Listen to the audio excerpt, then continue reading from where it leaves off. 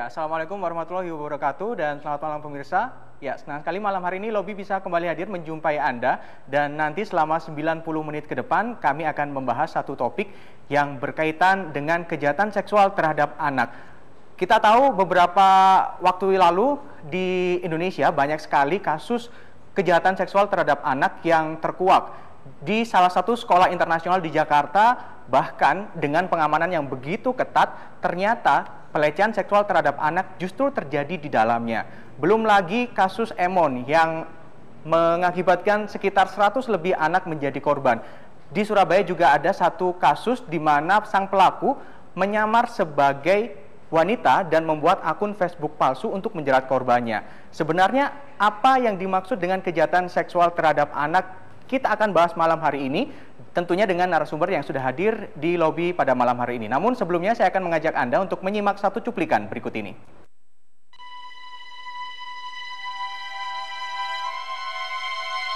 Keselamatan anak-anak Indonesia seakan berada dalam situasi genting dan darurat. Bagaimana tidak? Belum lama publik dikejutkan dengan peristiwa kejahatan seksual di sekolah internasional JIS yang menyebabkan 2 orang murid taman kanak-kanak harus menjadi korban kebiadaban para pelaku. Hingga kini, polisi telah berhasil menangkap 6 orang tersangka, meski kemudian salah satunya tewas bunuh diri saat menjalani pemeriksaan. Polisi pun terus mengembangkan penyelidikan kasus termasuk memeriksa para guru dan kepala sekolah JIS. Di lain pihak, Kementerian Pendidikan dan Kebudayaan bertindak tegas terkait perizinan yang tidak lengkap dengan membekukan operasional sekolah ini hingga waktu yang belum ditentukan. Kini, kasus yang sama juga terjadi di Sukabumi, Jawa Barat. Meski tidak terjadi di dalam lembaga pendidikan, namun pelaku yang berinisial Emon telah melakukan kejahatan seksual kepada lebih dari 100 orang anak berusia antara 6 hingga 13 tahun. Pelaku membujuk para korban yang kerap berenang di pemandian air panas di Yosanta Cikamean, Sukabumi dengan iming-iming uang sebesar 20 hingga 50 ribu rupiah. Yang mengejutkan, Emon mengaku sudah melakukan aksi bejatnya sejak 2013 lalu dan kerap mencatat nama para korban di dalam buku hariannya. Di Surabaya, pelaku kejahatan seksual anak telah merambah ke dunia maya. Pelecehan seksual secara online terjadi melalui chatting di akun jejaring sosial Facebook. Foto porno ABG diunggah oleh sang pedofil yang tak lain adalah seorang lulusan kedokteran gigi Universitas Negeri di Surabaya. Mengapa kasus kejahatan seksual terhadap anak banyak terjadi di Indonesia? Benarkah Indonesia menjadi ladang perburuan pedofil internasional? Semuanya akan dibahas malam hari ini di Lobby Belajar Lebih Memahami. Ya, waspada kejahatan seksual pada anak. Itulah tema yang akan kita bahas malam hari ini. Dan kenapa topik ini kami angkat? Karena memang ini menjadi satu keprihatinan kita semua bahwa sang pedofil di Indonesia semakin banyak. Ini harus kita perangi bersama. Dan untuk membahas topik pada malam hari ini sudah hadir. Yang pertama saya perkenalkan Dr. Anda Ati Suprihatin Pujiastuti, MPD, selaku Ketua IGTKI PGRI Kabupaten Sidoarjo. Selamat malam Ibu Ati. Yang kedua ada Bapak Priyono Adi Nugroho, pengurus LPA Provinsi Jawa Timur. Selamat malam Pak Priyono. Selamat malam. Dan yang terakhir Bapak Eko Hardiansyah, Magister Psikologi, Dekan Fakultas Psikologi Universitas Muhammadiyah Sidoarjo. Selamat malam Pak Eko. Selamat malam. Baik, kita malam hari ini membahas satu topik yang begitu memilukan ya bagi bangsa ini, karena ini merupakan kejahatan yang menurut saya kejahatan yang tidak bisa dimaafkan. Kejahatan seksual pada anak di tahun 2014 ini di negara kita semakin banyak yang akhirnya terkuak begitu.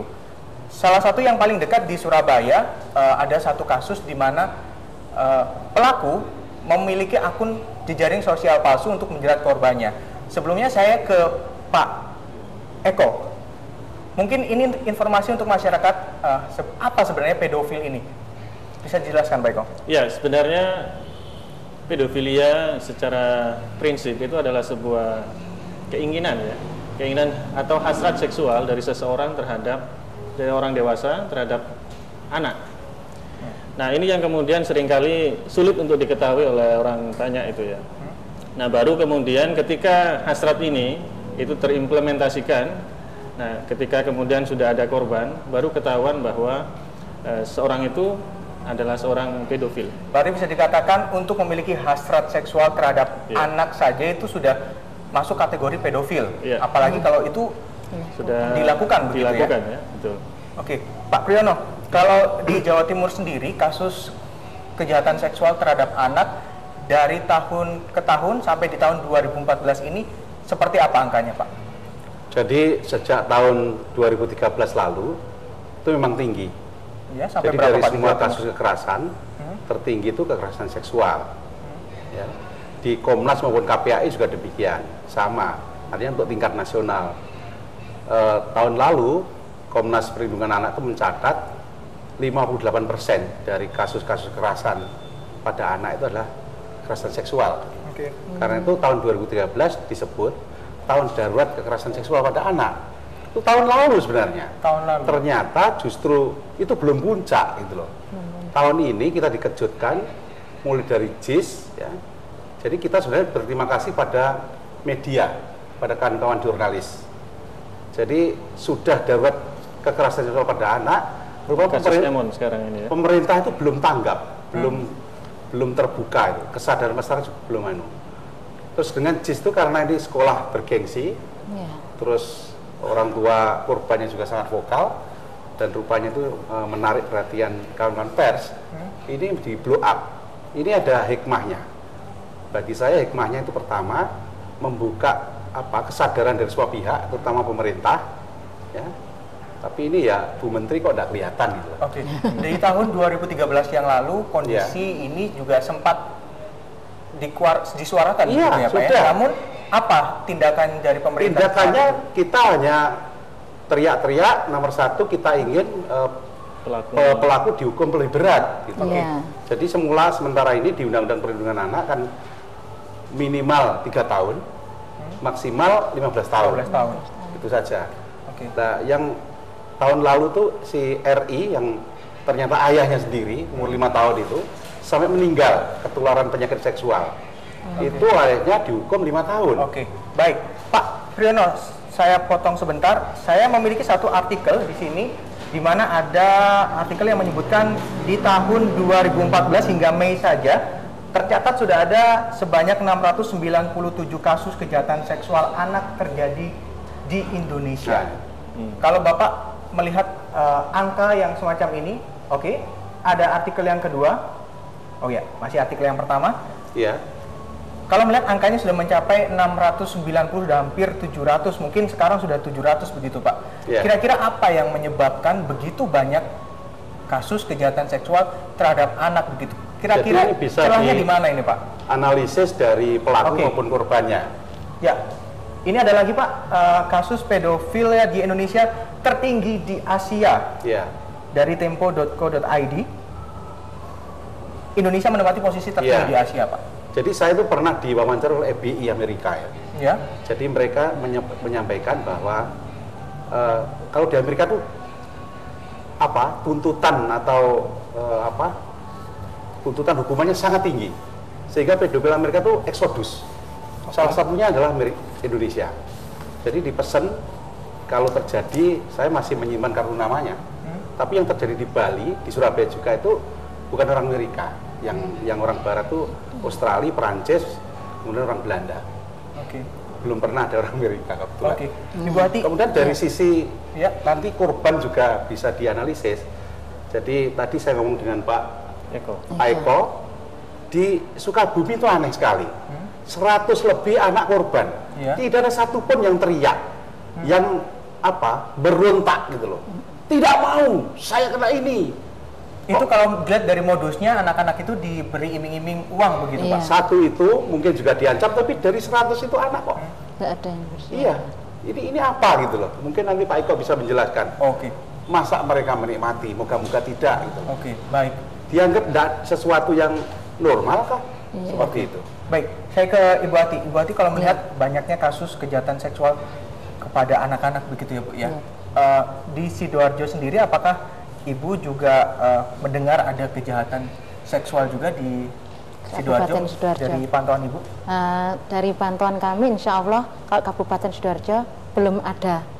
Karena dari teman-teman sendiri anggota IGTKI se-Kabupaten Sidoarjo belum pernah menyampaikan satupun dari anak-anak TK di Kabupaten Sidoarjo yang kena perlakuan seksual seperti itu. Baik. Ya. Nanti kita akan lanjutkan lagi perbincangan seputar waspada kejahatan seksual pada anak. Kita harus jeda sejenak. Dan pemirsa, jika Anda ingin bergabung bersama kami, Anda bisa menghubungi nomor telepon 031 582 596 54. Lobby akan segera kembali sesaat lagi.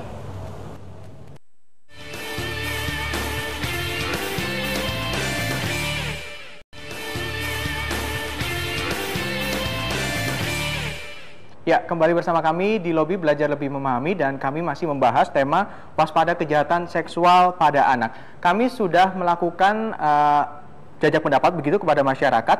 Apa pendapat mereka tentang pedofilia? Sudah kami rangkum dalam cuplikan berikut ini.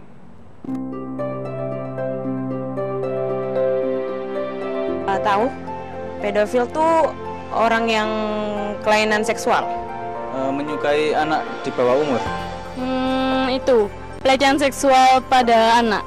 Pedofil, ya coba tahu. Kalau pedofil itu kan, mohon maaf nih ya, kesukaan atau keinginan seksual terhadap anak usia di bawah umur lah, istilahnya begitu. Komentarnya cukup prihatin karena banyak anak kecil-kecil yang jadi korban orang-orang kelainan seksual.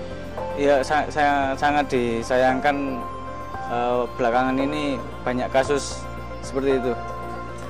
Sangat disesali ya Mas, soalnya kan bisa membuat ini kependidikan itu jadi tercoreng. Itu sangat mengganggu sekali ya, dan sangat meresahkan masyarakat saya rasa. Apalagi saya sendiri kan di dunia pendidikan. Nah itu begitu ada berita kalau ada guru yang begitu, itu sangat-sangat miris hati saya kalau mendengar seperti itu.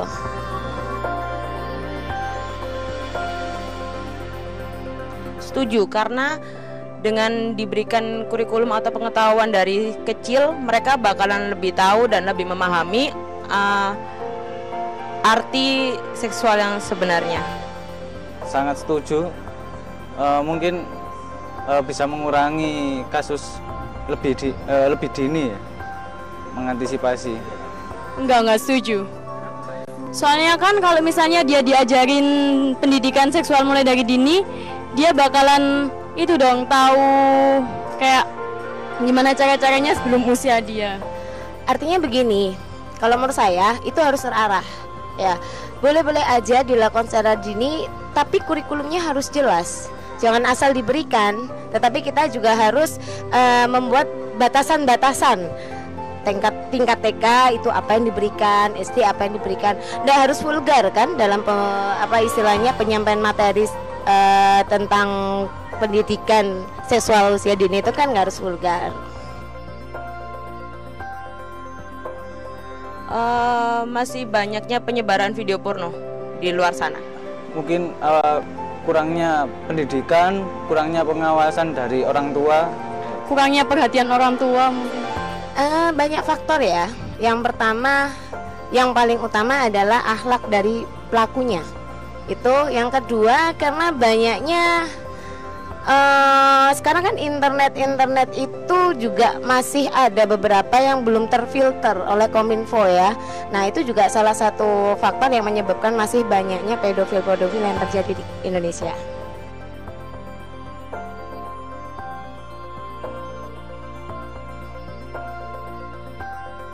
Menurut saya hukuman yang paling berat adalah hukuman pidana penjara seberat-beratnya. Setuju banget Mas. Soalnya kan biar mereka tahu rasa ya, terus nggak ngulangin lagi. Kalau itu bisa merubah nggak masalah. Secara pribadi saya setuju, agar kapok ya. Seperti itu. Ya, itu tadi pendapat masyarakat segala sesuatu yang berkaitan dengan kejahatan seksual terhadap anak. Kami masih mengundang Anda untuk bergabung bersama kami di nomor telepon 031 582 596 54. Saya ke Pak Priyono. Pak Priyono, kalau melihat banyaknya kasus yang terjadi di Indonesia, khususnya di Jawa Timur, motif yang terbanyak dilakukan para pelaku pedofil untuk menjerat korbannya ini motif apa saja, Pak? Ya, pernah dulu di Surabaya ya, beberapa tahun lalu, tapi nggak heboh. Itu penjual bakso yang biasa mangkal di depan sekolah SD gitu ya. Korbannya ada 12. Itu dikasih bakso gratis gitu loh. Jadi dikenal gitu, kemudian di waktu lain diajak. Seperti itu.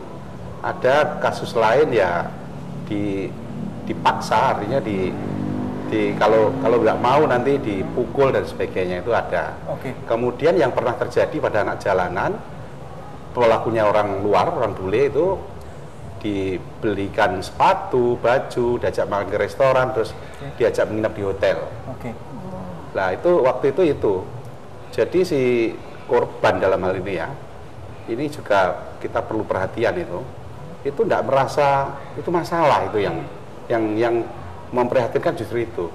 Jadi pendampingnya itu peksosnya tahu itu, dilapori, sudah diingatkan, kamu tuh tidak boleh begitu, itu tidak boleh dilakukan, terlarang, kamu bisa sakit dan sebagainya. Jawabannya gimana? Naik gak apa-apa. Lah ini kan kita sangat prihatin gitu loh. Jadi itu sesuatu yang sebenarnya tidak normal, yang terlarang, yang bisa sakit, ya, yang tidak boleh dilakukan. Kalau kita melihat tadi opini masyarakat, mengapa begitu banyak kasus kejahatan seksual terhadap anak, berbagai macam pendapatnya. Ada yang mengatakan ini karena faktor filterisasi yang ada di internet masih kurang. Ya, salah satunya itu. Perhatian orang tua juga terhadap anak juga masih kurang. Jadi kalau dianalisis nanti Pak Eko ya sama Ibu, bisa faktor internal yang mungkin ada hormon sesuatu yang berbeda dengan orang yang normal, katakanlah begitu. Terus kemudian ada masa lalu yang mungkin karena pernah jadi korban walaupun tidak serta-merta. Kemudian juga ada gangguan kejiwaan, ya. Kemudian faktor eksternalnya ya mungkin ada kesempatan, terus kemudian gangguan-gangguan yang lain, terus ya sementara itu dari sisi korban tidak adanya pendidikan seksual dalam pengertian yang luas ya, mengenali anatomi tubuhnya, menjaganya seperti itu, sehingga ini sudah anak itu pada umumnya lemah dengan kondisi yang tidak paham itu menjadi makin lemah, makin rentan seperti itu. Pak Eko, kalau melihat ada begitu banyak kasus terhadap anak begitu, di usia berapa saja anak-anak yang rentan menjadi korban? Kenapa mereka begitu mudahnya mempercayai orang lain sehingga orang lain tuh bisa melakukan apa saja terhadap dirinya?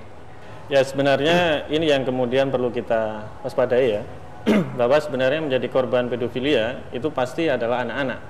Artinya mereka yang memiliki rentang usia ya di bawah usia remaja atau di bawah 12 tahun ya, atau 12 tahun ke bawah. Nah, sebenarnya yang perlu kita pahami bahwa sebenarnya banyak para pedofil ini memang memiliki motif untuk hasratnya itu biar terpenuhi gitu ya. Bagaimana mereka bisa mendapatkan kesenangan.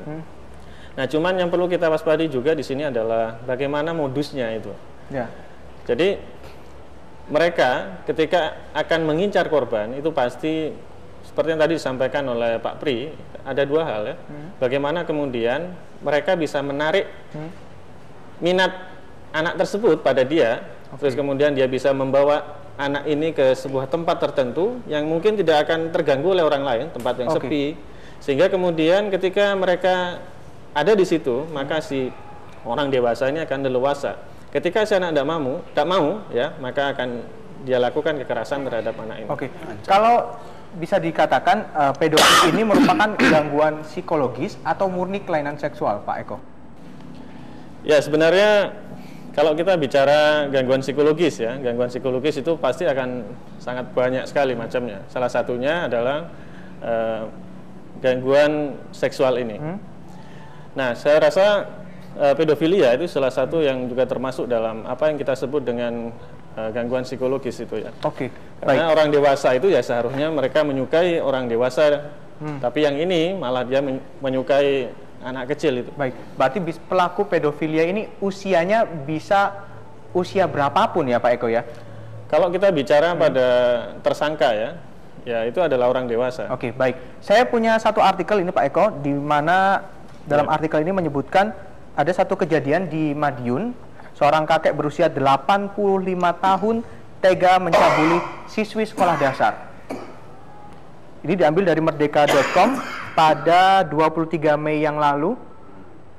Kalau melihat di usia 85 tahun bahkan seorang kakek masih memiliki hasrat seksual yang besar begitu dan bisa mencabuli seorang anak. Memungkinkan untuk hal ini? Ya, jadi kita perlu melihat bahwa manusia ini memiliki 5 kebutuhan dasar ini, Pak. Jadi yang pertama ini adalah kebutuhan fisiologis. Jadi bagaimana mereka makan, minum, jadi bagaimana kebutuhan fisiknya ini bisa terpenuhi. Yang kedua ini kebutuhan untuk mencintai dan dicintai oleh orang lain. Nah, yang ketiga ini adalah kebutuhan untuk berkuasa dengan orang lain ya. Bagaimana dia bisa memiliki prestasi, bagaimana dia bisa berkuasa. Dan yang keempat ini disebut dengan kebutuhan untuk menjadi orang yang bebas atau merdeka. Nah, sedangkan yang terakhir ini adalah kebutuhan untuk bersenang-senang. Nah, setiap orang memiliki 5 kebutuhan ini, cuman pada bagian mana yang dominan ini yang berbeda antara satu dengan yang lain. Nah, si kakek itu bisa jadi hasrat seksual itu bukan karena persoalan dia ingin disayangi oleh orang lain dan orang lain itu juga menyayangi dirinya, tapi dia melakukan kekerasan seksual pada anak itu untuk bagaimana dia itu bisa berkuasa ya. Karena dia lemah mungkin karena persoalan dengan istrinya. Kalau anak-anak ya mereka bisa melakukan apapun itu. Ibu Ati, kalau melihat ada banyak sekali anak-anak yang menjadi korban ini di Sidoarjo sendiri, apakah ada satu program khusus begitu untuk menekan atau bahkan mungkin meminimalisir kasus serupa terjadi di Sidoarjo? Apa saja yang sudah dilakukan, Ibu? Untuk di Kabupaten Sidoarjo ini kita ada namanya perlindungan anak dan P3A itu memang menangani perlindungan anak.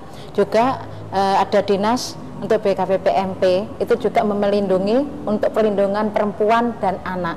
Jadi alhamdulillah kita di Kabupaten Sidoarjo termasuk kota ramah anak.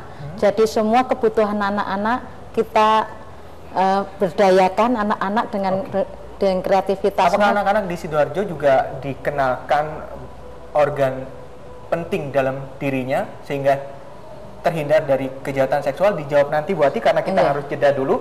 Dan pemirsa, jika Anda ingin bergabung bersama kami seputar topik waspada kejahatan seksual pada anak, Anda bisa menghubungi nomor telepon 031 582 596 54. Lobby akan segera kembali sesaat lagi.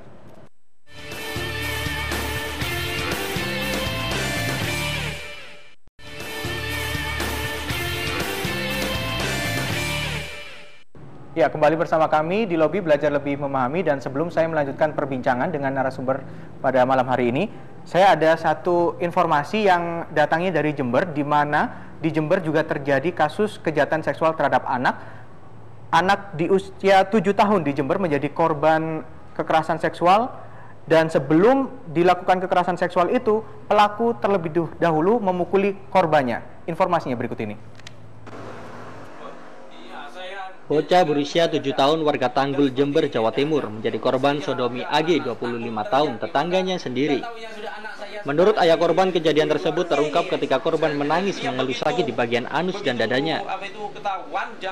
Atas bujukan ayahnya, YS kemudian menceritakan telah disodomi dan dipukuli pelaku.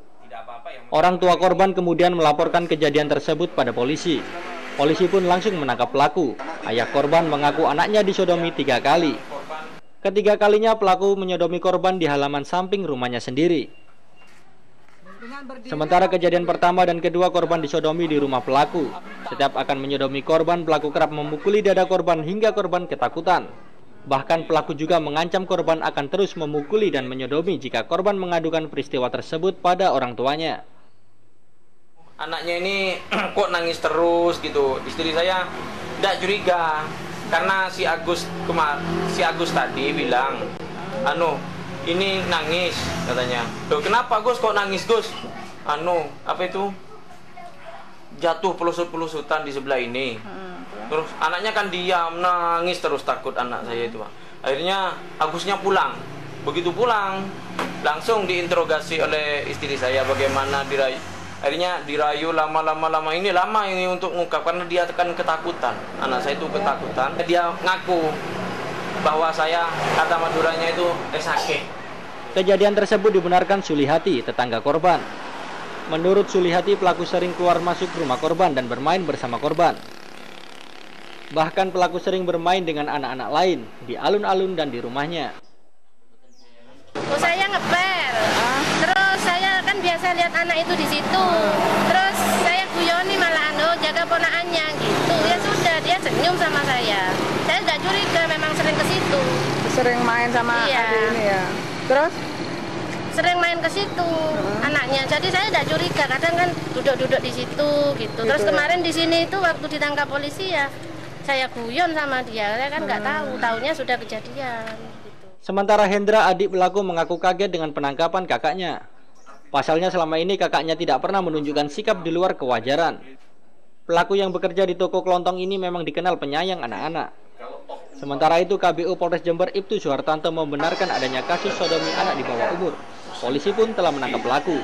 Dari korban maupun dari tersangka, hasil pemeriksaan kejadian sodomi tersebut sudah terjadi 3 kali, ya, sudah terjadi 3 kali. Yang pertama dan kedua itu dilaksanakan kurang lebih 1 tahun yang lalu di rumah tersangka pada waktu korban main nonton TV di rumah tersangka, dan yang terakhir tanggal 5 Mei kemarin. Polisi terus memeriksa pelaku. Pasalnya menurut keterangan sejumlah saksi, pelaku sering bermain dengan anak kecil selain korban. Untuk mempertanggungjawabkan perbuatannya, pelaku dijerat Undang-Undang Perlindungan Anak dengan ancaman hukuman 5 tahun penjara. Dari Jember, Sintu Sofiadin melaporkan. Ya, berarti kalau melihat paket berita tadi, memang paling banyak pelaku ini justru memang orang yang terdekat dengan anak-anak begitu ya.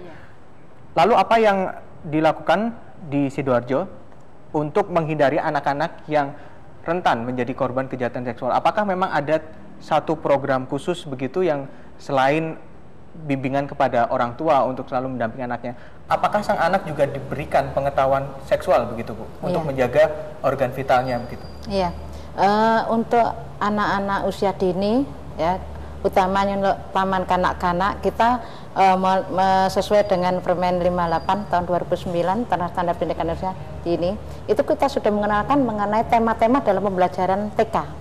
Ya, itu kita kenalkan mulai aku. Di situ kita kenalkan mengenai organ-organ tubuh dia. Nah, di dalamnya kita integrasikan dengan pendidikan agama. Apa yang termasuk bagaimana perilaku hormat menghormati, sopan santun. Andaikan itu merupakan tergolong alat vital seperti itu, kalau andaikan ada yang pegang, nah itu kan termasuk tidak sopan. Dia dilihat orang aja itu tidak sopan. Nah, itu termasuk dalam pembelajaran di dalam pendidikan agama. Di TK pun sudah ada kurikulumnya. Itu sudah sejak dulu, kurikulum mulai 94 juga sudah ada. Jadi sudah lama memang masuk program. Tapi kalau kita melihat kultur budaya kita kan masih menganggap segala sesuatu yang berkaitan dengan seksual itu masih tabu. Apalagi jika diberikan kepada anak kecil begitu. Pak Priyono, kalau melihat begitu banyak anak yang menjadi korban, akhirnya mereka tidak berani mengatakan kepada orang tuanya, kira-kira apa yang salah dalam sistem pendidikan kita sehingga anak-anak begitu tertutup ketika terjadi kekerasan terhadap dirinya? Yang salah adalah pola komunikasi orang tua anak. Jadi mestinya orang tua dan anak itu membangun pola komunikasi yang harmonis, yang bersahabat. Jadi jangan mentang-mentang orang tua terus main perintah harus diikuti, nasihat harus diikuti. Mestinya dikembangkan diskusi. Jadi jangan lupa anak itu punya hak partisipasi, yaitu menyampaikan pendapat, mencari informasi, memberikan informasi. Jadi orang tua juga harus punya empati demikian. Meskipun dulu pernah jadi anak dan anak belum pernah jadi orang tua, tidak sama antara orang tua dengan anak itu. Orang tua yang suka, anaknya belum tentu suka loh. Jadi mesti ditanya itu. Sehingga anak itu kalau ada apa-apa berani mengungkapkan kepada ibunya atau ayahnya dengan dengan gamblang. Tidak ada ketakutan nanti dimarahi. Tidak ada yang sembunyikan, nanti ibu marah, bapak marah. Seperti di JIS itu saya mempertanyakan, mengapa ibunya harus menggunakan huluk, dan bilang tuh, mama kenal huluk dengan Kapten Amerika. Loh, katanya dia bapaknya Belanda. Terus figur ayah itu kemana? Mestinya kan kalau ayahnya Belanda kan paling tidak tinggi besar. Kalau membanting 2 orang OB itu bisa, itu kecil-kecil gitu. Kenapa enggak? Baik. Oh, ayah saya digini kan hantam aja misalnya gitu loh. Kok malah mamanya harus Kapten Amerika, Huluk, kok jauh sekali gitu loh. Jadi artinya anak itu harus anaknya ibu dan anaknya ayah. Karena memang pola komunikasi dalam keluarga yang pola komunikasi saya kira ada yang hilang berarti ya. Oke. Ada yang hilang kayaknya. Pak Eko, kalau melihat begitu banyak korban yang tidak mau menyampaikan permasalahannya kepada orang tua, apakah hanya faktor itu saja yang menjadi penyebab? Apakah memang anak-anak kita terbiasa untuk diam atau bagaimana Pak Eko? Ya, jadi sebenarnya begini ya, bahwa sebenarnya satu hal kuncinya, semua yang kita sebut dengan gangguan psikologis itu pasti berawal dari problem relationship ya. Jadi ada hubungan yang salah, ada pola komunikasi atau interaksi antara orang tua dengan anak misalnya, karena ini adalah keluarga inti ya. Artinya adalah kelompok inti dalam sebuah keluarga. Nah, ini yang kemudian ketika ada konflik, ketika ada suatu hal yang salah, artinya tidak ada yang terbuka di sini, maka ini akan berefek pada hal-hal yang lain gitu. Kita tahan dulu Pak Eko, ada pemirsa yang ingin bergabung bersama kami di sini. Halo, selamat malam. Ya, dengan Bapak siapa di mana Pak? Dengan Bapak Udin di Gresik. Bapak Rusdi? Udin. Rudi di Gresik? Ya. Ya, silakan Pak. Selamat malam Pak, Bu. Ini saya mau tanya kepada Pak Eko ini selaku pakar pendidikan mungkin.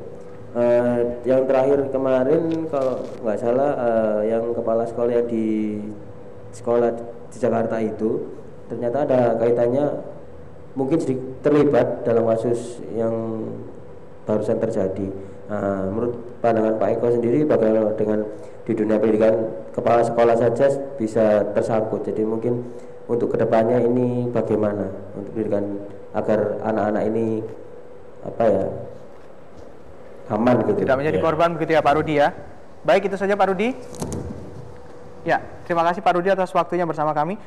Pak Priyono, kalau melihat ini Pak Rudi mengomentari soal kasus yang terjadi di JIS di mana kepala sekolahnya juga diduga menjadi seorang yang juga mengira pedofil begitu. Bahkan beberapa guru yang pernah mengajar di JIS juga menjadi buronan FBI begitu Pak. Bagaimana kita bisa menjaga anak kita ketika menitipkan di sekolah begitu agar aman begitu? Ternyata di dalamnya juga pelaku pedofil juga. Jadi tentang Timkar namanya ya. Timotikar ya. Timotikar itu apakah pedofil atau tidak kita belum tahu, itu kan ada dugaan ya. Iya, betul. Memang yang sudah terbukti adalah mantan wakil kepala sekolah yang sudah keluar dari Indonesia dan bunuh diri. Kan sudah bunuh diri ya. Yang jelas gini, memang kekerasan, segala bentuk kekerasan itu memang selalu mengintai anak-anak. Bisa kekerasan fisik, psikis maupun seksual. Ya, itu pelakunya bisa orang tua, keluarga maupun orang terdekat lainnya, bisa juga guru atau orang-orang di sekolah, kakak kelas maupun di masyarakat. Aparat juga bisa melakukan. Artinya memang kami bulan Februari itu melakukan konsultasi anak di 15 kabupaten kota. Itu di 3 ranah ini ya, domestik, sekolah dan tempat umum, itu ada semua kekerasan. Jadi memang harus waspada gitu loh. Oke. Baik, Pak Priyono, kita ada satu artikel, ini kejadiannya di Tuban. Ya. Di mana korban kejahatan seksual pedagang poster di Tuban menjadi 10 anak. Korban kejahatan seksual ini dilakukan oleh pedagang poster di Tuban. Iya. Ya. Lagi-lagi orang yang terdekat juga dengan dunia anak-anak begitu Pak.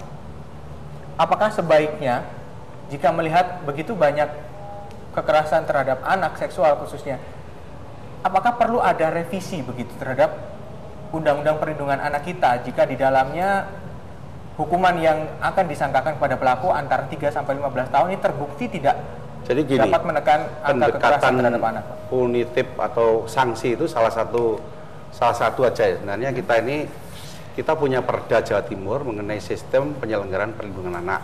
Ya, jadi berbasis sistem. Itu pencegahan diperbesar di depan. Jadi segala daya upaya, dana, tenaga itu di pencegahan. Kemudian yang kedua, yang lebih kecil itu intervensi pada anak-anak yang berisiko, yang rentan gitu loh. Kemudian barulah penanganan pada anak yang sudah jadi korban.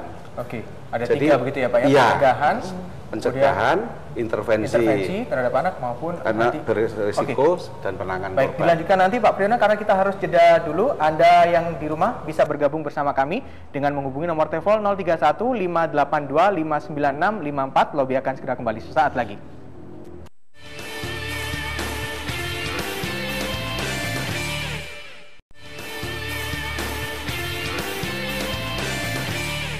Kembali bersama kami di Lobby Belajar Lebih Memahami, dan sebelum saya melanjutkan perbincangan dengan para narasumber yang sudah hadir, saya memiliki informasi yang datangnya dari Jombang, di mana juga terjadi kekerasan seksual. Seorang pemuda di Jombang, Jawa Timur ditangkap jajaran Satreskrim Polres setempat. Pemuda yang pengangguran ini diduga telah menyekap dan memperkosa siswi SMP yang masih berusia 15 tahun di rumah tersangka selama 1 minggu, dan tersangka dijerat dengan terancam hukuman 15 tahun penjara. RA 26 tahun, tersangka warga desa Plosogenuk, Kecamatan Perak, Jombang, tak berkutik saat dikeler petugas Satreskrim Polres Jombang. Tersangka harus menjalani pemeriksaan intensif setelah ditangkap di rumahnya. Pemuda ini diduga telah menyekap UM, gadis berusia 15 tahun, siswi kelas 3 SMP. Kasus asusila ini terbongkar setelah keluarga korban melapor kehilangan anaknya selama 1 minggu. Setelah dilakukan penyelidikan, ternyata korban disekap tersangka di rumahnya. Tak hanya disekap, korban juga disetubui hingga 6 kali. Atas perbuatannya, tersangka dijerat Undang-Undang Perlindungan Anak dengan ancaman hukuman 15 tahun penjara. Ketahuan sudah membawa anak itu sudah 1 minggu, dan dalam pengakuannya mereka sudah melakukan 6 kali.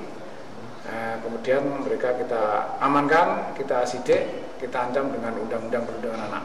Kita ancam dengan Undang-Undang Nomor 23 Tahun 2012, ancamannya 2002 ulangi, ancamannya maksimal 15 tahun, minimal 3 tahun.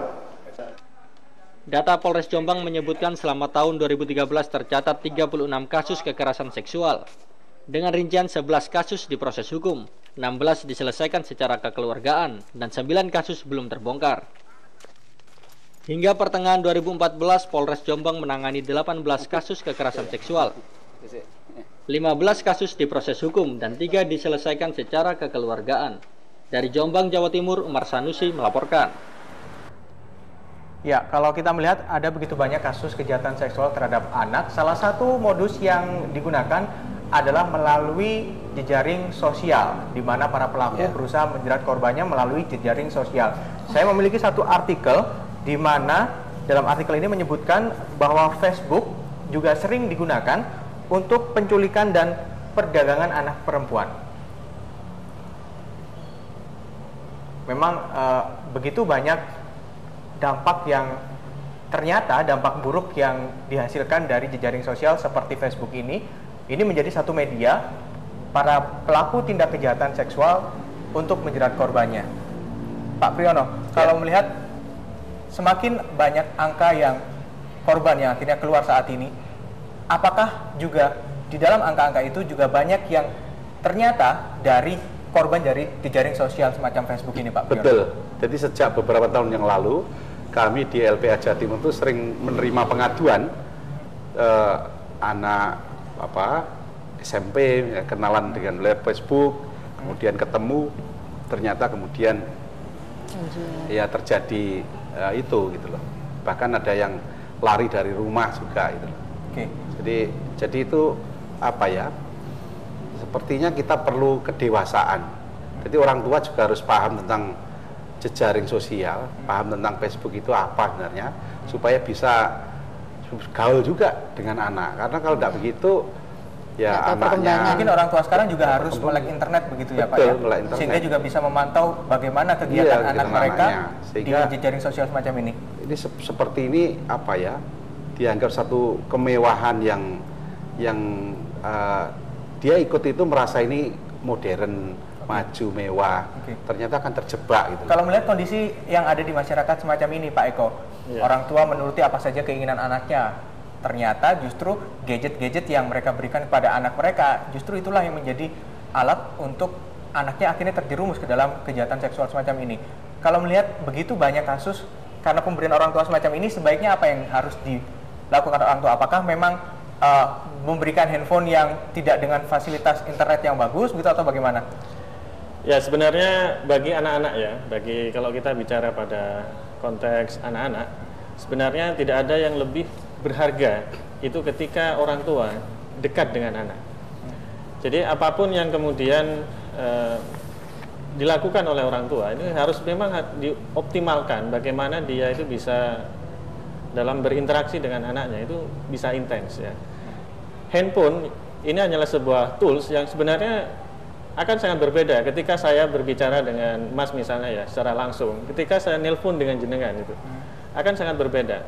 Apalagi SMS-an yang tidak, kita kan ngerti ya bagaimana ekspresi wajahnya dia ketika dia berbicara. Apakah memang betul sih orang tua saya ini mendengarkan saya ketika saya curhat misalnya melalui telepon itu? Kan tidak bisa itu. Ya, berarti memang yang kecuali memang komunikasi orang tua terhadap anak yang begitu kuat gitu ya. Jadi komunikasi interpersonal begitu ya. Iya, jadi gadget itu sebenarnya betul-betul tadi karena itu setiap orang tua harus paham itu. Artinya jangan sampai itu menguasai anak kita. Kita lah yang menguasai alat itu gitu loh. Kalau kita berbicara soal korban begitu, dampak yang paling besar dirasakan selain sakit di bagian organ vitalnya, secara psikologis dampak yang diterima oleh anak dalam hal ini korban kejahatan seksual itu akan butuh waktu berapa lama supaya anak itu sembuh, Pak Eko? Ya, ini akan sangat bergantung pada intervensi nantinya yang akan kita berikan pada anak tersebut ya. Yang jelas bahwa intervensi ini akan bisa berjalan dengan lebih baik ya hasilnya ketika orang yang terdekat dengan anak ini terlibat. Jadi tidak hanya berhadapan dengan seorang psikolog saja begini ya, terus kemudian selama sebulan psikolog ini kan tidak selamanya berinteraksi dengan anak ini ya, melakukan intervensi psikologis. Tetapi ketika psikolog ini tidak lagi dekat dengan anak ini, maka orang tua yang harus kemudian menggantikan. Ada 7 caring habit namanya, ada 7 kebiasaan yang ini sebenarnya akan sangat mampu menjalin relasi antara orang tua dengan anak. Yang pertama itu bagaimana orang tua bisa memberikan dukungan. Yang kedua bagaimana orang tua ini bisa memberikan encourage ya, dorongan pada anak untuk bisa terus berpartisipasi. Dan yang ketiga itu bagaimana orang tua mau mendengarkan semua keluhan anak. Dan yang keempat ya bagaimana anak itu bisa kita bernegosiasi ketika anak berbeda pendapat dengan orang tua. Maka apa yang harus kita lakukan? Ya ini menegosiasikannya ya. Jadi bukan malah kemudian oh kamu salah itu ya, saya yang benar. Tapi kalau begini bagaimana menurut pendapatmu, Le? Nah, jadi kalau untuk treatment tertentu terhadap anak itu mungkin hanya treatment di luar, tapi yang terpenting bagaimana sang anak membangun komunikasi yang lebih baik supaya kondisi psikologisnya bisa kembali pulih ya. Kalau kita melihat kasus-kasus yang terjadi, para pelaku pedofilia ini menyatakan bahwa di masa lalunya dia juga pernah menjadi korban. Seberapa besar kemungkinan seorang yang dulunya menjadi korban justru akan melakukan hal yang sama, Pak Eko? Ya, saya pernah membaca sebuah jurnal ya terkait dengan bagaimana prevalensi ya atau ya penyebaran dari kasus ini. Ternyata tidak semua para korban sodomi atau para korban pedofilia ini akan berkembang menjadi seorang pedofil. Tapi juga tidak menutup kemungkinan seseorang yang tidak mengalami kejadian menjadi korban pedofilia, dia itu untuk tidak menjadi seorang yang pedofil. Kira-kira yang mendorong mereka menjadi seperti itu apa, Pak? Ada satu yang kemudian dianggap memiliki hubungan yang sangat kuat terhadap terjadinya persoalan psikologis, termasuk salah satunya pedofilia, yaitu ketika terjadinya emotional abuse ya. Jadi ketika ada kekerasan emosional di dalam sebuah keluarga, anak akan cenderung tumbuh menjadi tidak sehat secara mental. Kalau kita melihat beberapa kasus yang terjadi di Indonesia, dulu sekali di tahun 96 kita dikejutkan dengan robot gedek yang memutilasi para korbannya. Ada juga babe atau bayi kuni di Jakarta juga. Bapak melihatnya ini apakah para pelaku pedofil ini memiliki tingkat sadisme yang tinggi? Dijawab nanti karena kita harus jeda dulu. Pemirsa, jika Anda ingin bergabung bersama kami masih mengundang Anda untuk bergabung dengan menghubungi nomor telepon 031 582 596 54. Lobby akan segera kembali sesaat lagi.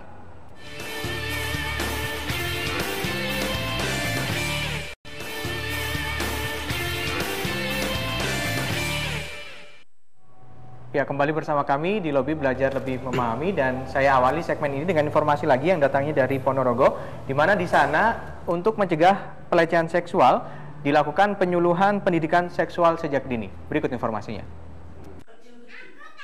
Maraknya kasus pelecehan dan penyimpangan seksual terhadap anak-anak sangat mengkhawatirkan, khususnya para orang tua murid yang memiliki anak, salah satunya seperti kasus yang terjadi di Jakarta International School.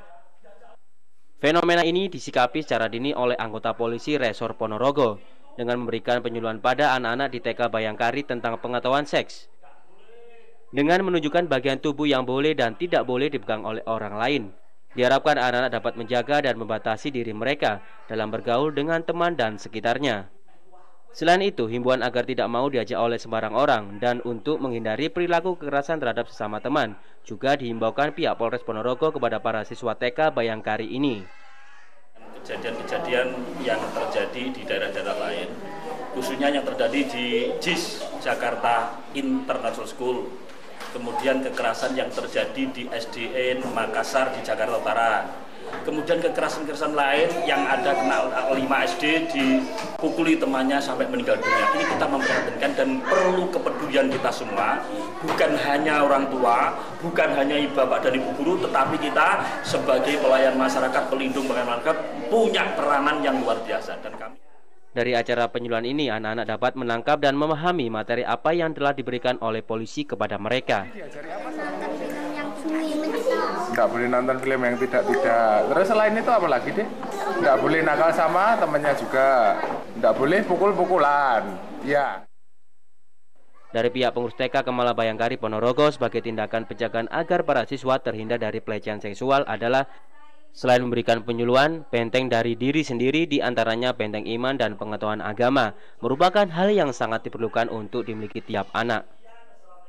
Upaya sosialisasinya adalah ya paling tidak kita mengkomunikasikan dan mengajak murid-murid untuk mengerti apa sih sebenarnya pendidikan seksual itu ya. Tetapi untuk yang pantas untuk anak-anak, dalam artian supaya mereka juga mengerti bahwa segala sesuatu yang berhubungan dengan perempuan, anak perempuan, baik itu masih kecil maupun yang sudah dewasa, itu ada punya batas-batas.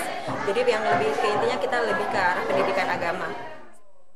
Dari acara ini diharapkan agar para siswa dapat mengerti bagaimana cara melindungi diri mereka agar dapat terhindar dari kasus pelecehan seksual yang banyak dialami anak-anak. Selain itu, mereka dapat membatasi diri agar memperkecil kemungkinan perbuatan pelecehan seksual terhadap mereka. Dari Ponorogo, Firnata Kusuma melaporkan. Ya, baik Ibu Ati, kalau melihat paket berita tadi di Ponorogo, anak-anak TK diberikan pendidikan seksual begitu ya. Seperti apa kondisi anak-anak TK yang ada di Sidoarjo? Apakah mereka ketika diberikan informasi semacam itu aktif atau justru mereka tidak tahu? Seperti apa reaksinya kala itu, Bu Ati? Kalau anak-anak di Sidoarjo, saya kira semua itu bisa aktif. Masalahnya apa? Dia sudah dikenalkan masalah anggota tubuhnya, itu sudah mulai tema aku. Dia juga dikenalkan tema lingkunganku. Di situ bagaimana dia harus bersosialisasi dengan lingkungan, mengenal keadaan sekitar. Nah, salah satu yang berkaitan dengan ini yang terjadi akhir-akhir ini. Jadi kita menginformasikan ke anak-anak, andaikan itu kamu tidak kenal, harus berani berteriak. Jadi memang harus memakai istilah-istilah itu begitu ya Bu ya. Kenapa tidak secara gamblang saja bukan itu penis atau penis iya. Oh gitu. Kita waktu pelajaran yang mengenal tubuhku, di situ kita mengenalkan kalau antara perempuan dan laki-laki berbeda. Nah, kalau dulu bahasa-bahasa dikatakan oh itu burung, itu anak-anak nggak ngerti bayangannya kan. Nah, itu boleh kita dikenalkan. Oke, saat ini yang dilakukan sudah seperti itu, Bu? Belum semua, karena kalau daerah-daerah yang masih terlalu di desa gitu, kalau mengenalkan itu masih ada namanya tabu. Masih tabu. Iya. Sebenarnya kalau kita bicara tentang tindakan pencegahan ya, salah satunya kan bisa melalui sexual education. Tetapi ada beberapa hal yang kemudian beberapa prinsip yang perlu kita pahami bersama, bahwa pencegahan ini tidak hanya berbasiskan pada anak saja, tetapi juga siapa orang-orang dewasa yang ada di sekitar anak ini. Jadi kalau anak ini sekitarnya adalah orang tua juga harus kita komunikasikan tentang bagaimana tumbuh kembang anak, bagaimana anak ini yang asertif menjadi anak yang berkembang dengan baik. Guru pun juga demikian. Seringkali guru ini bermasalah gitu ya, karena dia tidak ngerti caranya menangani anak. Di beberapa kasus itu seperti itu. Nah, cuman ada juga prinsip yang lain bahwa tidak ada yang bisa mengontrol perilaku seseorang kecuali dirinya sendiri. Nah, hal ini yang kemudian perlu ditanamkan sejak dini pada anak kita, bahwa anak kita ketika kemudian mereka dipaksa, terus kemudian mereka nurut, itu sebenarnya bukan karena persoalan dia itu karena dipaksa ya, tetapi dia memang memilih untuk mau dipaksa oleh orang lain. Oke. Baik, Pak Priyo, kalau melihat ada begitu banyak modus yang dilakukan para pelaku pedofilia ini ya, menurut Bapak, karena Bapak sudah begitu lama berkecimpung di permasalahan ini, untuk memutus siklus kejahatan seksual terhadap anak ini, apa yang pertama kali harus kita lakukan? Ya, pertama tentang membekali anak itu sendiri, jadi ada dua hal secara simultan ya. Membekali anak itu dengan pengetahuan dan keberanian, ya. Kemudian yang kedua ke masyarakat. Jadi masyarakat itu dipahamkan tentang hak anak, bahwa anak itu punya hak. Anak itu bukan aset yang boleh diapa sajakan gitu loh. Anak itu memang lemah, tapi bukan berarti dia tidak punya hak, boleh diapa-apakan. Kemudian hukuman itu juga penting, memang salah satu, walaupun tidak satu-satunya ya. Jadi ini ke depan kita memang ingin kepada aparat penegak hukum, karena selama ini tuh hukumannya ternyata di bawah 10 tahun, bahkan di bawah 5 tahun. Yang ayah belum ada yang benar-benar 15 tahun atau seumur hidup begitu? Yes, yang di atas 10 tahun tidak pernah ada. Berapa? 15 tahun itu kalau terjadi 10 tahun, 14 tahun itu sudah hebat sebenarnya. Oke. Selain revisi undang-undang begitu Pak, yang banyak disuarakan oleh masyarakat adalah kebiri begitu Pak. Apakah menurut Pak Priyo langkah ini juga menjadi langkah yang seharusnya dipikirkan oleh pemerintah untuk menghapus kasus pedofil di Indonesia? Saya tidak tertarik itu terus terang, karena kalau mendengarkan orang-orang yang di penjara ceritanya, itu di sana itu ada hukumnya sendiri gitu loh. Jadi walaupun tidak ada putusan hakim mengatakan kebiri, di lapas itu sudah ada hukumnya sendiri. Gitu. Karena kabar yang terdengar memang di lapas untuk kejahatan, seksual itu kejahatan yang paling dibenci gitu loh, paling dibenci oleh Bromo Corah, oleh Napi pun membenci gitu loh. Artinya itu. Yang saya ingin usulkan itu sebenarnya, karena ini sudah menjadi isu nasional ya, jadi gerakan nasional perlindungan anak. Jadi mohon nanti kalau ada betul ada impres ya, impres itu jangan hanya mereaksi apa yang ada, tapi komprehensif. Jadi sifatnya itu ya pencegahan sampai penanganan. Jadi ada gerakan nasional perlindungan anak sampai nanti di tiap kelurahan. Jadi kalau di Sidoarjo ada P3A kan kabupaten ya. Jadi semacam P3A atau LPA di tingkat kelurahan. Semua kelurahan dan kantor desa itu ada relawan yang nanti siap untuk menerima pengaduan, konsultasi masalah anak. Jadi itu bisa kalau pemerintah mau.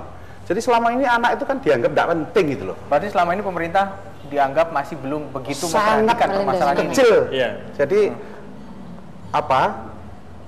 berapa sih kalau menilai itu mudah saja.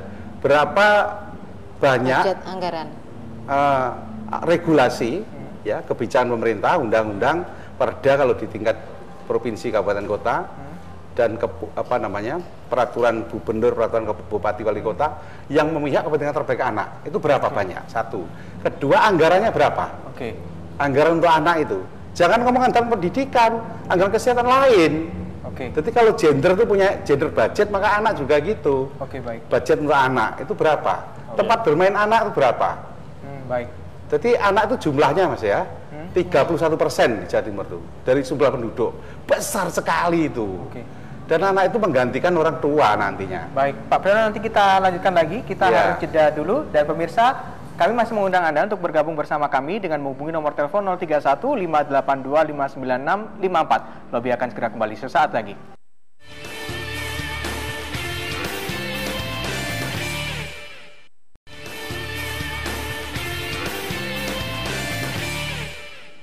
Ya, kembali bersama kami di lobi dan saya masih menyimpan satu informasi untuk Anda, di mana di Sidoarjo, Unit Perlindungan Perempuan dan Anak Polres Sidoarjo melakukan sosialisasi bahaya pedofilia kepada guru dan orang tua siswa salah satu sekolah dasar di Sidoarjo.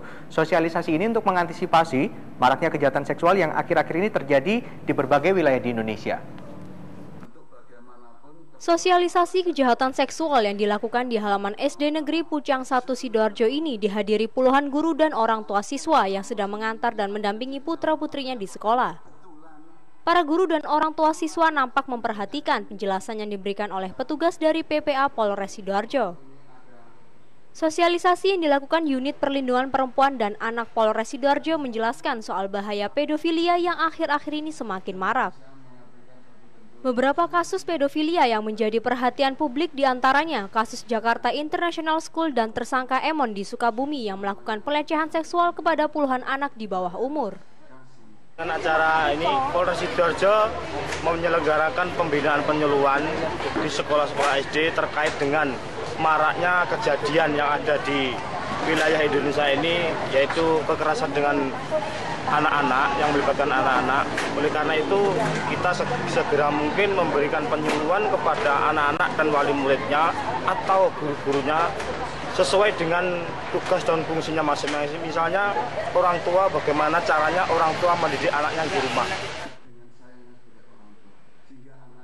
Sosialisasi untuk mengantisipasi kejahatan seksual yang dilakukan petugas dari Polres Sidoarjo ini mendapat antusiasme dari orang tua siswa. Orang tua siswa berharap agar penyuluhan seperti ini terus dilakukan secara berkesinambungan. Kegiatan ini kami maksud agar selalu berkesinambungan antara pihak sekolah, wali murid, selalu ada komunikasi yang terjalin. Jadi kami selalu diberikan wawasan seperti kegiatan ini akan membawa wawasan Orang tua berharap agar kasus yang terjadi di JIS dan di Sukabumi tidak terjadi di Kabupaten Sidoarjo. Dari Sidoarjo, Novem Suhendra, RTV melaporkan. Baik, masyarakat begitu aktif begitu ya untuk melakukan sosialisasi pencegahan sehingga anak-anak mereka tidak menjadi korban. Pak Eko, kalau melihat para pedofil ini apakah bisa dilihat dari gelagatnya? Kalau melihat modusnya mereka begitu dekat dengan anak-anak kecil, apakah orang tua melihat anak-anaknya dekat dengan orang lain, apakah bisa menaruh curiga dan mewaspadai begitu? Apa seharusnya yang dilakukan orang tua ketika anaknya begitu dekat dengan orang lain selain keluarga begitu? Ya, sebenarnya yang perlu kita garis bawahi ya, bahwa pelaku pedofilia itu mereka adalah yang sering dikenal oleh anak-anak atau yang dekat dengan anak. Nah, sebenarnya ada satu hal yang perlu dicurigai ya, ketika ada orang yang dekat terus kemudian begitu intim ya. Begitu ada keintiman, maksudnya secara fisik ya, secara fisik antara orang dewasa dengan seorang anak. Ketika orang dewasa ini selalu nempel pada anak dan kemudian memberikan suatu perhatian yang luar biasa dalam arti secara material itu dipenuhi agar bagaimana anak ini juga nempel terus pada orang ini saya rasa sebuah gelagat yang perlu dicurigai itu ya. Ditahan dulu Pak Eko, kita harus terima dulu penelpon yang berikutnya ini. Halo, selamat malam. Halo, selamat malam. Halo. Ya, selamat malam. Halo, selamat malam. Iya, dengan Bapak siapa di mana, Pak? Iya, dengan Pak Robi ini dari Surabaya, Mas. Oke, Pak Robi. Silakan Pak Robi. Iya. Kalau saya melihat di berbagai media itu baik itu nasional atau cetak, saya ingin menanyakan, kalau semisal anak yang menjadi korban ini, itu dampaknya seperti apa dan bagaimana cara mengatasinya anak yang menjadi korban ini gitu. Karena kalau saya lihat di media manapun kelihatannya masih belum ada ya mengupas tentang bagaimana sikap dari orang tua jika anaknya menjadi korban pedofilia ini. Seperti itu, Mas. Oke, itu saja Pak Robi. Ya. Ya, terima kasih. Ya, Pak terima Eko, kasih.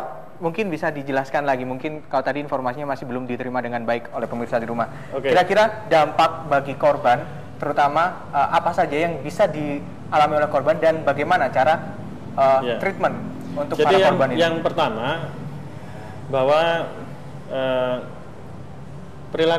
kejadian seksual ya, kejadian seksual yang dilakukan oleh tersangka pedofilia terhadap seorang anak itu seringkali dilakukan secara terpaksa karena anak memang sebenarnya tidak pernah bisa merasakan menikmati apa itu hubungan seksual saat itu ya. Nah, karena itu anak akan sekali lagi akan bisa mengalami trauma.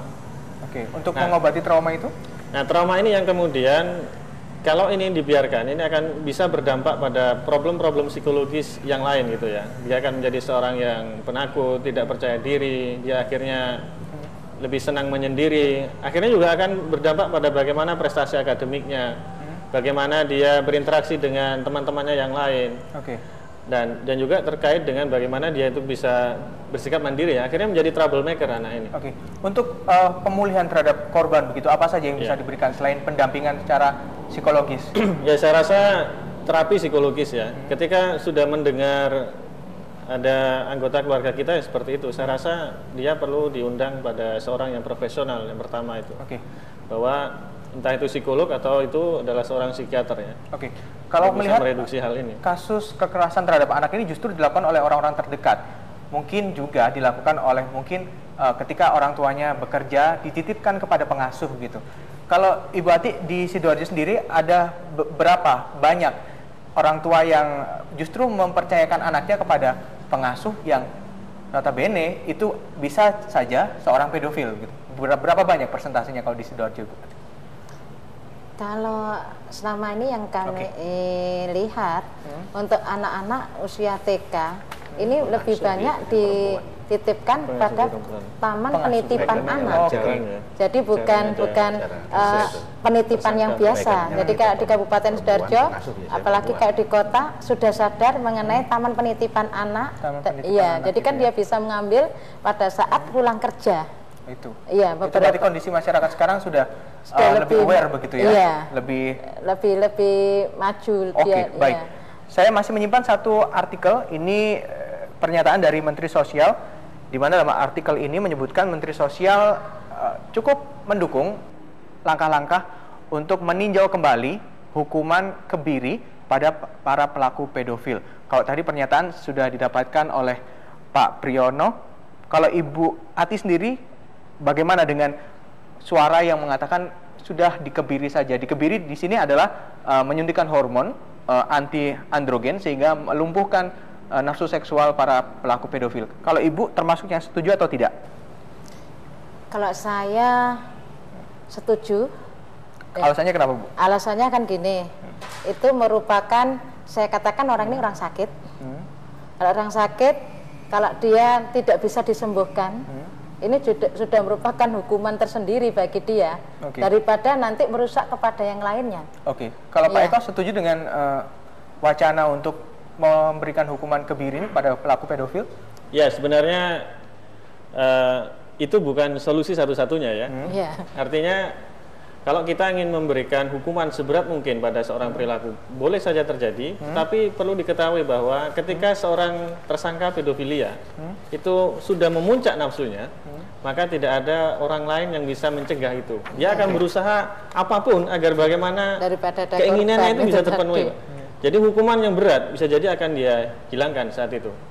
Nah, makanya kemudian ada suatu hal yang memang perlu kita perjelas lagi ya. Ketika memberikan hukuman, bagaimana model sosialisasinya pada masyarakat. Karena tersangka pedofilia yang terjadi di Indonesia, mereka adalah orang-orang yang tinggal di pinggiran yang itu jauh dari akses media ya, jauh dari akses media.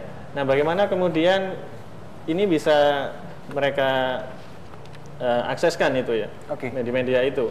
Jadi yang terpenting menurut saya adalah bagaimana memang pencegahan ini harus bisa dilakukan. Kita terima dulu penelpon yang sudah masuk. Halo, selamat malam. Selamat malam. Iya, dengan Bapak siapa, di mana Pak? Pak Sofian di Sidoarjo nih Pak.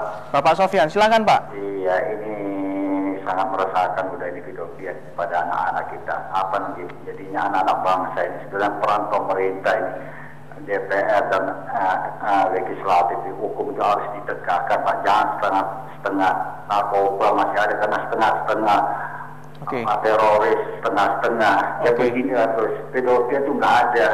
Harus di efek jerahnya dihukum, kalau perlu dikuliti, disiram air garam, itu selesai itu masalah Pak. Jangan berbicara undang-undang hak asasi manusia. Negara ini sudah bobrok gitu Pak, gitu. Politik. Jadi tidak ada penyelesaian apa, gitu. Jadi turun temurun ini sudah sangat meresahkan kita sebagai orang tua. Gitu, Kalau Pak Sofyan memiliki, kenapa? Pak Sofyan ada solusi mungkin yang bisa Anda tawarkan untuk kasus ini? Nggak ada, mau dibahas sampai subuh pun nggak ada solusi. Itu efek jerah, kalau dikuliti, terdakwanya dikuliti, disiram air garam gitu Pak. Itu efek jerahnya itu nggak kapal garam terjadi besok lagi itu. Gitu. Itu cuma efek jerah. Ya, satu orang tapi menyisakan rakyat seluruh Indonesia, kita sebagai orang tua. Gimana lagi terdakwa ini yang jadi korban itu? Kembali lagi nanti gitu, balas dendam. Pak Sofyan, nggak selesai negara ini Pak. Pak Sofyan, kalau melihat eksekutif dan juga legislatif kita sudah peduli begitu terhadap kasus ini? Eksekutif, legislatif, dan yudikatif ini udah bobrok di negara Indonesia ini Pak. Apa yang bisa lakukan? Nah, kita disuguhi dengan berita-berita setiap hari kayak begini. Baik. Kita, terima kasih. Terima kasih Pak Sofyan. Ya, terima kasih Pak Sofyan atas waktunya. Hukum harus ditegakkan gitu Pak. Baik. Jangan masalah asasi manusia. Baik, terima kasih. Orang tapi kita merusak generasi lain gitu Pak. Baik Pak Sofyan, terima kasih. Iya Pak, selamat malam. Selamat malam.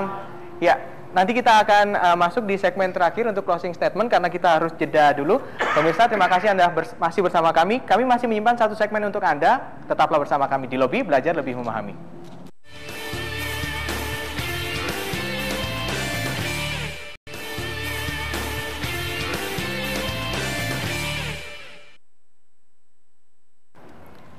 Ya, kembali bersama kami di Lobi Belajar Lebih Memahami, dan saya ke Pak Priyo. Kalau melihat begitu banyak kasus yang terjadi di Indonesia, bahkan FBI sendiri menyatakan bahwa Indonesia menjadi ladang pedofil begitu. Mengapa ini bisa terjadi di negara kita, Pak?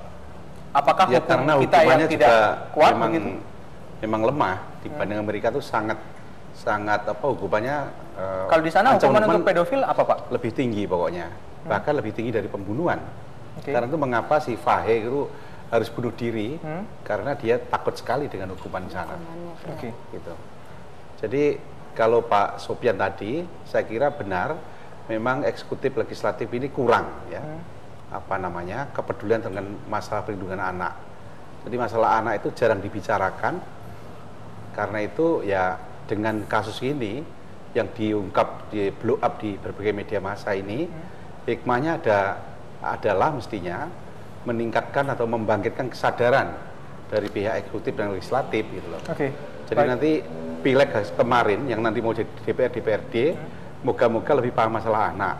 Pilpres juga demikian, punya nggak misi program mengenai anak, itu penting. Kalau kita berbicara soal sanksi yang diberikan kepada para pelaku pedofil ini masih belum menekan angka kasus kejahatan seksual, apa yang kira-kira bisa Bapak yang salah bukan undang-undangnya, tapi aparat penegak hukum terlalu ringan memberikan hukuman. Terakhir closing statement, melihat begitu banyak kasus terhadap anak, kejahatan seksual terhadap anak, seharusnya apa yang harus bisa kita lakukan sebagai masyarakat jika pemerintah tidak melakukan aksi yang begitu nyata dari Ibu Ati sendiri? Kalau kita dari pemerintah belum bisa aksi nyata, kami dari organisasi IGTKI akan membentuk kepada teman-teman guru bagaimana kita bisa mengayomi anak-anak dengan cara memberi pengarahan, juga memberi kegiatan-kegiatan yang positif kepada anak-anak kita. Dan juga kita bisa dari IGTKI juga kita sering diundang dari ke P3A, kita bisa menyuarakan kepada beliau-beliau apa yang harus dilakukan untuk melindungi anak-anak di Kabupaten Sidoarjo. Dan tapi sebenarnya kalau di Kabupaten Sidoarjo perhatian terhadap anak sangat baik.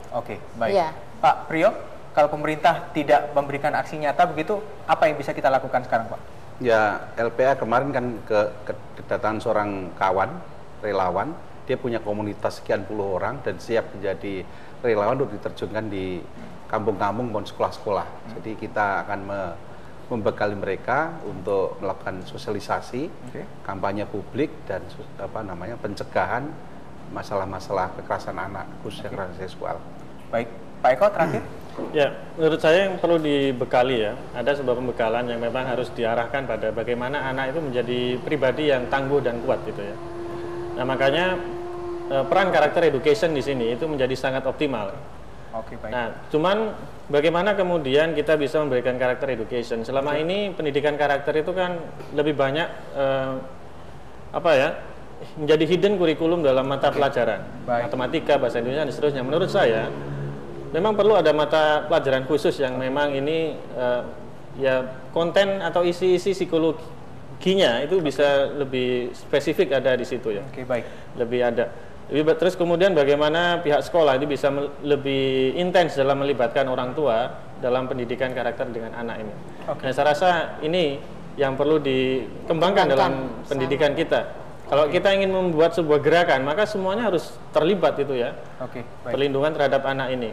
Tidak hanya sekedar berbicara pada aparat penegak hukum, tetapi juga bagaimana orang tua ini peduli dengan anak-anaknya gitu ya. Jangan sampai kemudian karena persoalan pekerjaan mereka akhirnya kita semua sepakat bahwa ini tidak hanya masalah yang dialami oleh korban maupun keluarga korban saja, tapi ini sudah menjadi masalah kita bersama. Bagaimana semua pihak seharusnya ikut berperan begitu ya, melakukan apa saja jika memang kita tidak bisa berpangku tangan hanya kepada pemerintah saja, begitu ya Pak ya. Kita harapkan semoga kasus-kasus ke depan tidak akan terjadi lagi dan semoga masyarakat juga semakin lebih aware, semakin lebih cerdas dalam melindungi anak-anaknya begitu ya. Terima kasih atas waktunya bersama kami. Saya tutup lobby pada malam hari ini. Nanti Anda bisa memperbarui informasi Anda di program Berita Malam yang akan hadir pada pukul 21 waktu Indonesia Barat.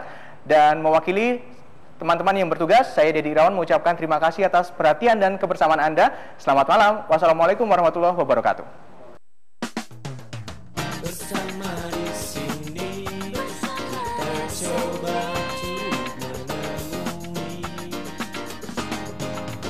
bersama